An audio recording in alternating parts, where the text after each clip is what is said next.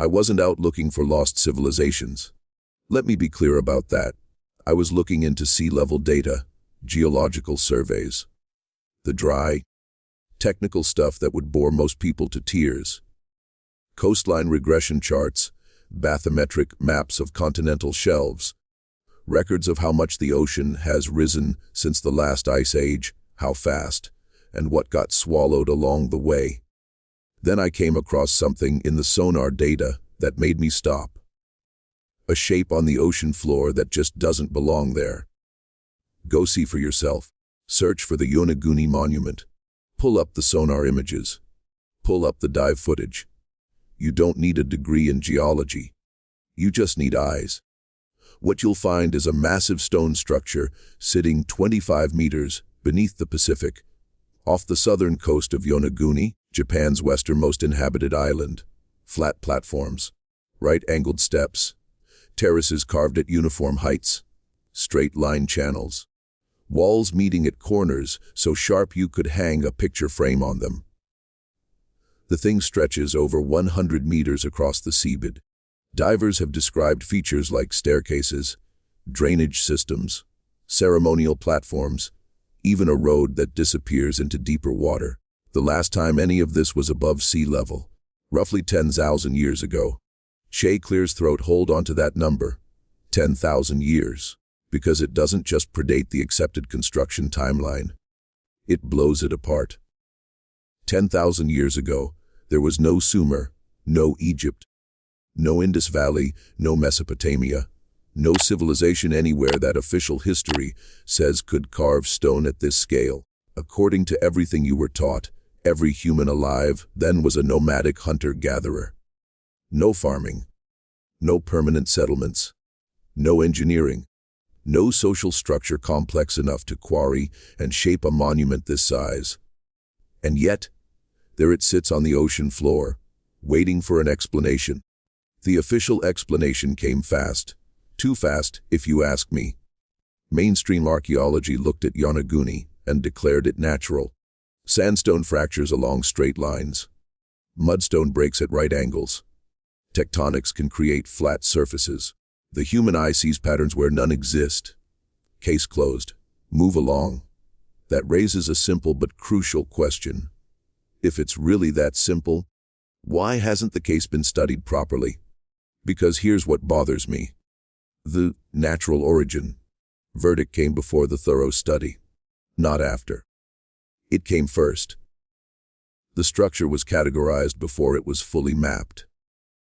The conclusion was reached before the evidence was gathered, and once that conclusion became institutional, funding for research dried up. You don't fund trips to study natural rock. You don't publish papers about geology doing geology things. You don't build a career confirming that a rock is a rock. The dismissal didn't just end the debate. It stopped the very research that could have settled it. But not everyone accepted that. Masaki Kimura, a marine geologist at the University of the Ryukyus, has spent over 20 years meticulously mapping Yonaguni. Go read his work. Seriously, pull up his surveys. He's documented tool marks on the stone. He's found a triangular depression with symmetrical walls that, he argues, no natural process could create. He's identified what looks like a carved face on one section. He's measured step heights with uniformity beyond what natural fracturing produces. He's mapped spatial relationships, suggesting deliberate architectural planning. Kimura isn't some YouTuber with a theory. He's a professor with decades of peer-reviewed work, and mainstream archaeology's response. Neither rebuttal nor engagement, just silence. His work isn't cited. His evidence isn't addressed. His conclusions exist in a professional vacuum, not because they've been disproven, but because they imply something the standard timeline can't absorb. That silence was deafening. Now follow the thread, because Yonaguni isn't alone, and this is where the natural formation explanation starts to collapse under its own weight. Around Yonaguni and the nearby Ryukyu Islands, divers have found multiple submerged structures. Not one formation, but many separated by kilometers, at different depths, all showing the same geometric traits: flat surfaces, right angles, step terraces, post holes, channels. Pull up the dive logs. Look at photos from Karama, from Yonaguni, from Chitan. Individually, each could be dismissed as coincidence. But together, across a wide area with the same architectural vocabulary, that coincidence requires more faith than the alternative. The pattern repeats with unsettling precision. And not just in Japan. Off western India, in the Gulf of Kammat, 2001 sonar surveys detected geometric structures on the seabed at 40 meters. Dredging recovered pottery, carved wood, human teeth. Carbon dating placed the organic material at roughly 9,500 years ago, 5,000 years before the Indus Valley civilization, 5,000 years before anything the official timeline says should exist there. Off western Cuba, also 2001, sonar detected what researchers called pyramidal structures, rectangular buildings, and a planned urban layout sitting under 600 meters of water. 600 meters. The last time that seabed was dry, the ice age was still in full force. The site got media attention, brief institutional curiosity, then vanished from scientific discussion. No thorough follow-up, no published study.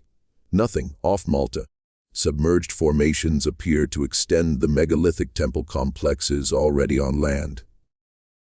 Temples among the oldest freestanding structures on Earth.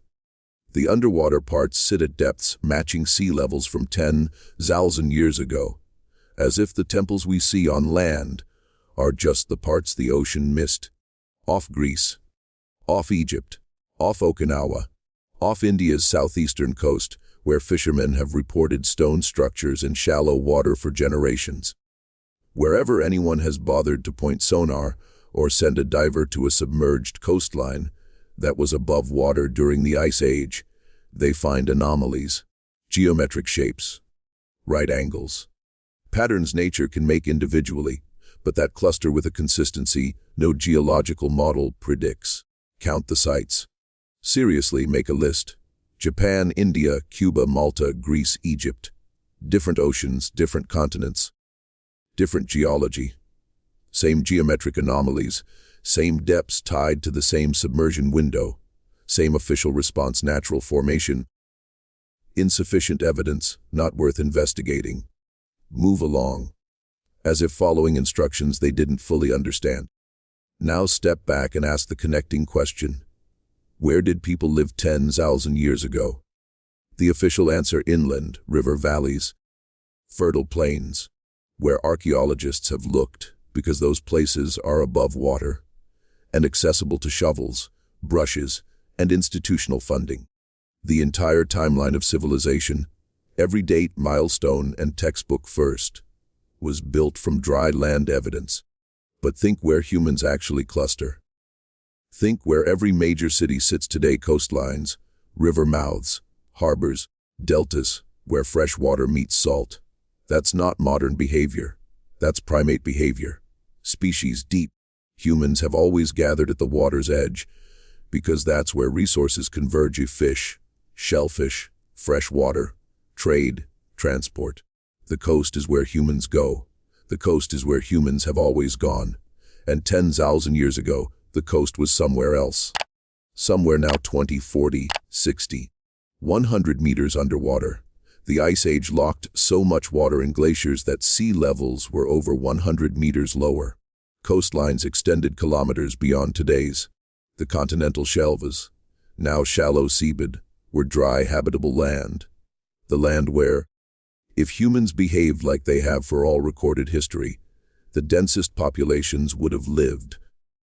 The deeper I went, the more the absence of pre-Ice Age civilization started to look not like evidence it never existed, but like evidence of where it did exist. On coastlines now underwater, in settlements now seabed, around harbors now submerged formations that sonar picks up, geologists dismiss as natural, and nobody funds research to find out which explanation is true. We've searched 30% of Earth's surface and called it complete. Now pull up one more thing, a map of flood myths. Not one culture's flood story, all of them. Plot them geographically. The Epic of Gilgamesh from Mesopotamia, Genesis from Hebrew tradition, the Matsya Purana from Hindu scripture, the Deucalion myth from Greece, the Nuwa stories from China, Aboriginal Australian tales of rising seas swallowing land, indigenous North American accounts of a great inundation, South American, Pacific Island, African accounts. Every inhabited continent, every major tradition, stories of a flood that destroyed an earlier world and forced humanity to start over. We treat these as myths, primitive attempts to explain rain and river flooding, allegories for spiritual transformation. Anything but what they might actually be: testimony. Oral history passed down across hundreds of generations with the same fidelity indigenous Australians used to preserve accurate descriptions of coastlines submerged for 8,000 years. Fidelity that's been scientifically verified. The flood myths aren't metaphor. The sea level data is measured fact. Between 15,000 and 7,000 years ago, the ocean rose over 100 meters. It swallowed millions of square kilometers of inhabited coastline. It would have destroyed every coastal settlement, harbor, and monument built overlooking the sea. And the survivors, the people who retreated inland as the waters rose, generation after generation, watching the ocean consume the world their grandparents knew. What would they have told their children? What would those children have told theirs? What story would survive 1,000 retellings across 10,000 years? A story about a flood that drowned everything. The official explanation collapses here because you can't simultaneously accept the undisputed sea level data and maintain that no significant human construction existed on coastlines above water for tens of thousands of years. Either humans didn't live on ice age coastlines, contradicting everything we know about settlement patterns, or they did, and everything they built is now underwater. Those are the only two options. And the second means the timeline of civilization isn't wrong, because it overestimates human capability. It's wrong because it only looked where the evidence hadn't been drowned. Go back to Yonaguni. Look at the sonar data again. Those right angles, uniform steps, flat platforms extending across the sea in a geometry nature can theoretically produce. But that appears site after site, ocean after ocean, with a consistency theory alone can't explain. Look at it and ask yourself, is the honest scientific response natural formation, case closed? Or is it, we don't know, and we should find out? Because here's what I keep coming back to. We have the technology side, scan sonar, LIDAR bathymetry, ROVs, diving gear that can put trained archaeologists on submerged sites for hours. We have every tool for a comprehensive survey of the world's submerged coastlines. And we haven't done it. Not because it's impossible, because it's expensive, because archaeology's institutional framework was built for dry land and never restructured for a planet that's 70% water. Because careers, funding, and publications flow through a system that's already decided when civilization began and where. A system with no incentive to look where the answer might be different. The deeper I went, the more the ocean looked like the largest unexcavated archaeological site on Earth. Not the deep ocean, the shallow shelves, the drowned coastlines, the places where temples would be if temples existed before the timeline says they should. And at Yonaguni, 25 meters down, something sits in the dark water with right angles, uniform steps, flat platforms stretching across the seabed like the foundation of a building, swallowed by the ocean before history began. Something a marine geologist has spent his career documenting, and the archaeological establishment has spent that same career ignoring. I'm not telling you there was an advanced global civilization before the Ice Age. I'm telling you there's a structure on the ocean floor nobody can explain, Surrounded by similar structures across multiple oceans, nobody has funded research to investigate. In waters that covered coastlines where humans almost certainly lived during catastrophic sea level rise that every culture on Earth remembers as a flood that destroyed the world. I'm telling you the ocean floor hasn't been searched. And I'm asking why not? What's down there we're not supposed to find? What timeline would have to be rewritten? What textbooks recalled? What institutions forced to admit they built an entire chronology of human civilization on the 30% of Earth's surface that happened to stay dry?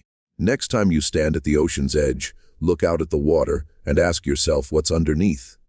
Not fish, not sand, not geology doing geology things.